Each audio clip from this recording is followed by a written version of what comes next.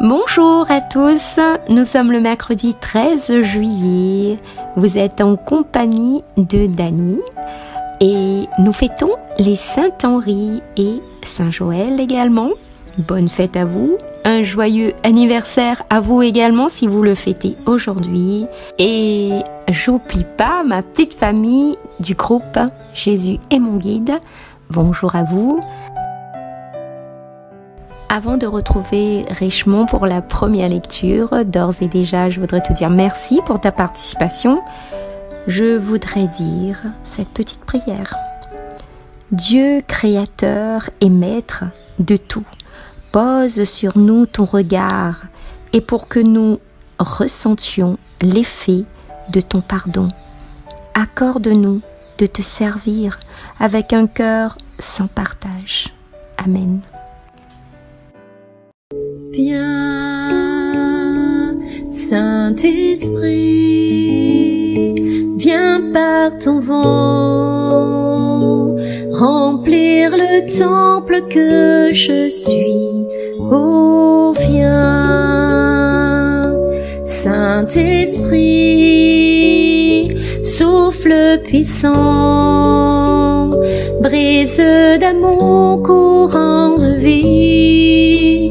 Souffle sur moi, souffle sur moi, souffle, souffle sur moi, souffle sur moi, souffle, souffle sur moi, souffle vent de Dieu.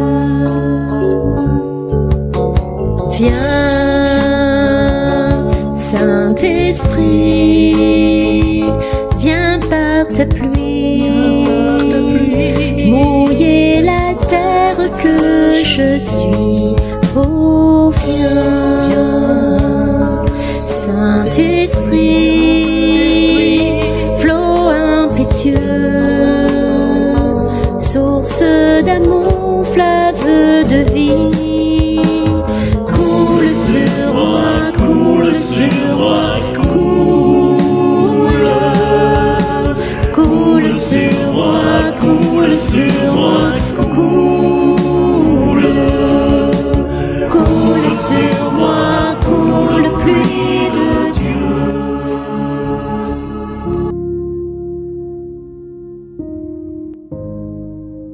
Lecture du livre du prophète Isaïe. Ainsi parle le Seigneur. Malheureux Assour, l'instrument de ma colère, le bâton de mon courroux. Je l'envoie contre une nation impie. Je lui donne mission contre un peuple qui excite ma colère, pour le mettre au pillage et emporter le butin, pour le piétiner comme la boue des chemins. Mais Assour ne l'entend pas ainsi. Ce n'est pas du tout ce qu'il pense. Ce qu'il veut, c'est détruire, exterminer quantité de nations. Car le roi d'Assour a dit, c'est par la vigueur de ma main que j'ai agi, et par ma sagesse, car j'ai l'intelligence. J'ai déplacé les frontières des peuples, j'ai pillé leurs réserves, fort entre les forts, j'ai détrôné des puissants. J'ai mis la main sur les richesses des peuples comme sur un nid, comme on ramasse des œufs abandonnés.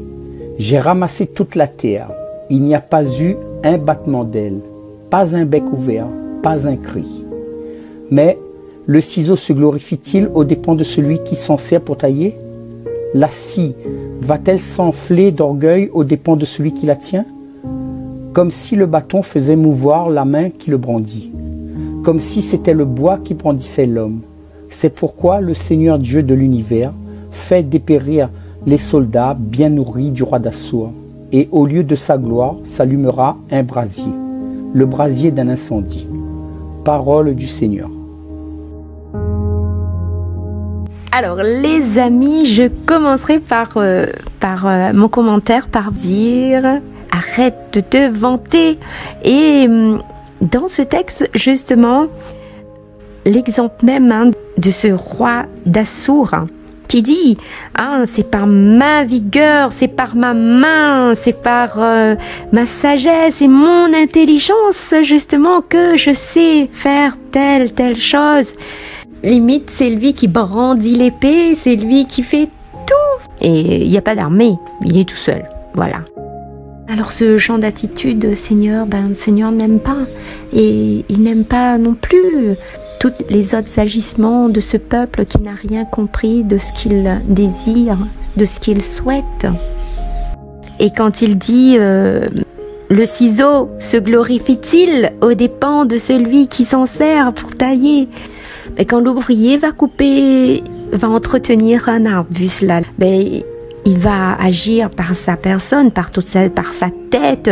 Il pense et voit à quel niveau faut couper, quelle profondeur, l'endroit exact.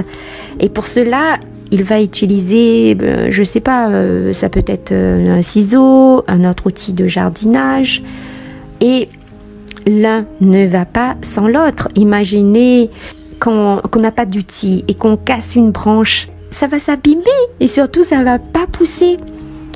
Alors, pareil pour Dieu dans nos vies, qui nous aide, qui nous dirige, qui nous conduit tout le temps. Alors, n'ayons pas ce cœur de vantaderie, non, qui se gonfle d'orgueil d'y arriver seul, comme le roi d'Assour. Je vous dirais, est-ce la bonne attitude, les amis? Cette attitude de vantaderie, sommes-nous parfois animés de ce genre de réaction? Alors si c'est le cas, demande à Dieu de venir corriger, de venir te transformer. Aujourd'hui, Seigneur nous invite à prendre conscience qu'à l'exemple du ciseau et à celui qui le sert, ne te gonfle pas d'orgueil, car toutes les belles choses que tu as peut-être pourraient être enlevées, comme nous précise la fin de ce texte, les amis. C'est Dieu qui est aux commandes de nos vies, et c'est lui qui est aux commandes de nos vies. Et Dieu protège son peuple. D'ailleurs, son peuple, les plus petits, les plus vulnérables. Ce peuple affaibli contre les agissements des différentes nations s'entretuent. Alors personne n'est égal à Dieu, à sa force. Et les amis, peu importe la personne qui se vante et qui croit que Dieu n'est pas dans leur vie, Dieu est partout. Dieu est dans les bons, mais également dans les épreuves. Et souvent, nous créoles, on aime bien dire « t'es là, nous passe une mauvaise passe là ». Sa justice est toujours le salut pour nous tous. Mais les épreuves nous permettent par la suite de mieux nous purifier et nous sauver. Alors Seigneur, donne-nous l'intelligence de mieux comprendre quand tu nous parles dans la joie, dans la peine, de notre attitude. Et que vraiment, Seigneur, viens toucher nos cœurs parfois si durs. Que ces cœurs de pierre deviennent des cœurs de chair, des cœurs d'amour, des cœurs brûlants d'amour comme toi, Seigneur, comme toi, pour ton peuple. Alors, Seigneur, apprends-nous à ne jamais utiliser la force comme ce peuple dans le texte pour détruire les gens autour de nous, à ne jamais infliger de la peine, quelle que ce soit la dimension faible ou forte à notre entourage.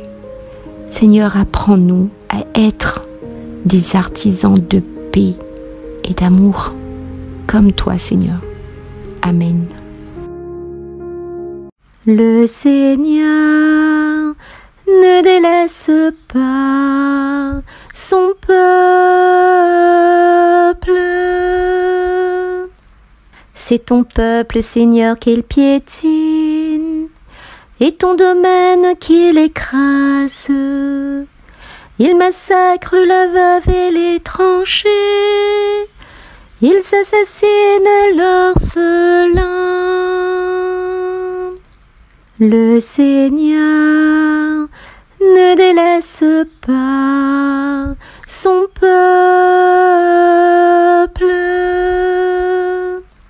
Ils disent le Seigneur ne voit pas, le Dieu de Jacob ne sait pas. Sachez-le, esprit vraiment stupide, insensé, comprendrez-vous un jour? Le Seigneur ne délaisse pas son peuple. Lui qui forma l'oreille, il n'entendait pas. Il a façonné l'œil et il ne verrait pas. Il a puni des peuples et ne châtierait plus. Lui qui donne aux hommes la connaissance. Le Seigneur ne délaisse pas son peuple.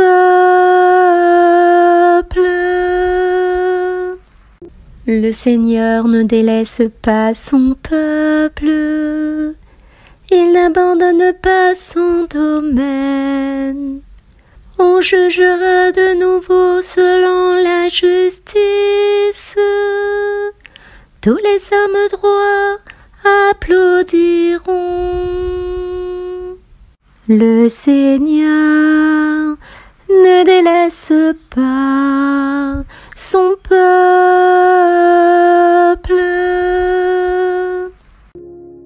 Les amis, cette séquence arrive à sa fin. Je vous souhaite à tous une belle et agréable journée. Merci de votre écoute. À très bientôt. On se quitte avec le chant « J'élève un Alléluia ». Au revoir.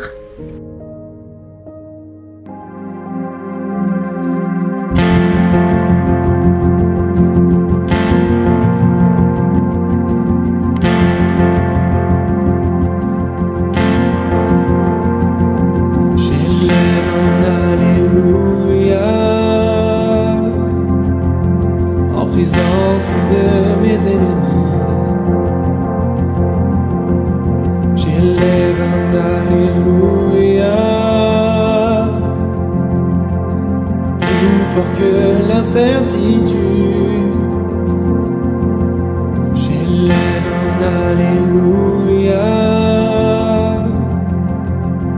Mon âme est une mélodie, j'élève un alléluia. Les cieux luttent en ma faveur. Je chanterai en plein cœur de la tempête. Entends mes louanges résonnant plus fort que l'orage. Depuis les cendres, l'espoir renaît. La mort est vaincue, le roi est vivant.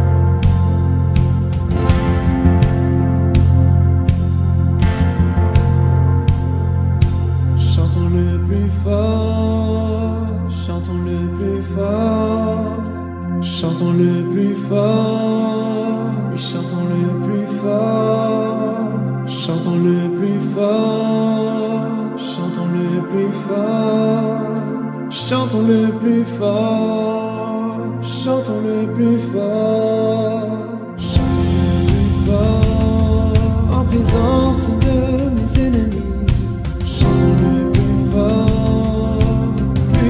que l'incertitude. Chantons le plus fort, mon âme est une mélodie. Chantons le plus fort, les cieux luttent en ma faveur. Chantons le plus fort, en présence de mes ennemis. Chantons le plus fort que l'incertitude. Chantons le plus fort, mon âme est une mélodie. Chantons le plus fort, les cieux luttent en ma faveur. Chantons le plus fort, je chanterai en plein cœur de la tempête.